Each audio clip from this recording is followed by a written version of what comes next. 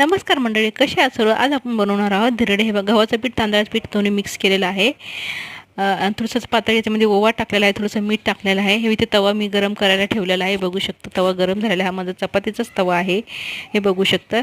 मी छोटे छोटे धिरडे करून घेते. तुमच्याकडे ह्याला काय बोलतात मला नक्की कमेंट करून सांगा. गहू, ज्वारी आणि तांदळाचं पीठ मिक्स करून त्याच्यामध्ये थोडीशी हळद, असं डोशाचं पीठ आपण कसं बनवतो तसं बनवलेलं आहे, हे बघू शकता. छोटे छोटेच बनवत आहे मी. आमच्याकडे याला धिरडे बोलतात. तुमच्याकडे काय बोलतात? तुमच्या भागामध्ये ह्याला काय बोलतात नक्की मला कमेंट करून सांगा. हे आंब्याचा रस असतो ना, त्याच्यासोबत खायला खूप छान लागतात. म्हणजे आमच्याकडे आंब्याच्या सीझनमध्ये हे केलेच जातं. हे बघू शकता, किती छान असे खरपूस भाजलेलं आहे, बघू शकता. एक नंबर लागतं आहे खायला. बघा किती लाल असं छान भाजलं, हे बघू शकता. हे बघा, आंब्याचा रस आणि धिरडे.